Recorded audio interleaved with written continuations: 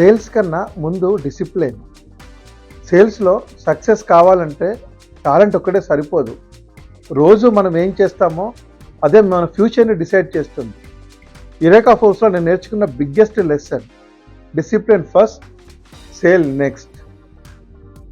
Hi friends, నేను Eureka force రోజులు చాలా సింపుల్గా ఉండేవి, కానీ రొటీన్ మాత్రం చాలా స్ట్రిక్ట్గా ఉండేది. మార్నింగ్ 7 o'clock హోటల్లో టీ మీటింగ్, ఒక కప్ చాయ్, కొంచెం డిస్కషన్, ఆ తర్వాత ఒక మాట, let's go to the field. అక్కడ నుంచి డోర్ నాకింగ్ స్టార్ట్. మార్నింగ్ నుంచి అరౌండ్ 11 o'clock వరకు ఫీల్డ్లోనే మినిమం 50 డోర్ నాక్స్ చేయాలి. కస్టమర్ దొరికాడా, డెమోకి అవకాశం వచ్చిందా, ఆ తర్వాత విషయం. ముందు మన పని డోర్ నాక్స్ చేయడం. లంచ్ తర్వాత మళ్ళీ ఆఫీస్కి వచ్చేవాళ్ళం. టీమ్ హెడ్స్, సూపర్వైజర్స్ అందరం కలిసి కూర్చొని ఎన్ని డోర్ నాక్స్ చేసాం, ఎన్ని అపాయింట్మెంట్స్ వచ్చాయి, ఎన్ని డెమోస్ ఉన్నాయి, కస్టమర్ రెస్పాన్స్ ఎలా ఉంది, అన్నీ డిస్కస్ చేసేవాళ్ళం. ఈవినింగ్లో టార్గెట్ 3 కస్టమర్ డెమోస్.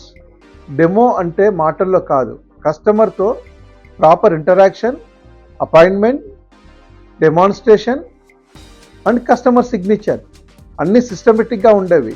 ఆ తర్వాత కూడా డే కంప్లీట్ కాదు, మళ్ళీ ఆఫీస్కి 9 o'clock వరకు వచ్చి సేల్ వచ్చిందా హ్యాపీ, సేల్ రాలేదా tomorrow again.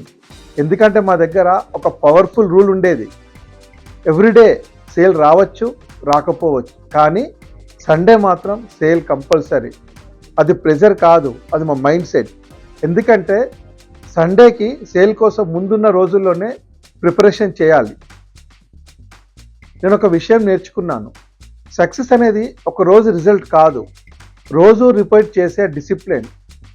50 door knocks, 3 demos, follow ups, team meeting, customer understanding, ఇవన్నీ కలిసిన తర్వాతే ఒక సేల్ వస్తుంది. ఆ రోజుల్లో నాకు తెలియదు నేను సేల్స్ నేర్చుకుంటున్నానని అనుకున్నాను, కానీ నిజానికి నేను లైఫ్ నేర్చుకుంటున్నాను. ఈరోజు నా జర్నీలో ఎక్కడ డిసిప్లిన్ కనిపించినా దాని వెనుక యురేకా ఫోర్బ్స్ ఫీల్డ్ డేస్ ఉన్నాయి. సేల్ ఒక రోజు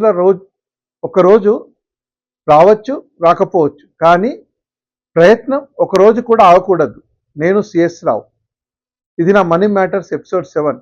నెక్స్ట్ ఎపిసోడ్లో మళ్ళీ కలుద్దాం. Thank you.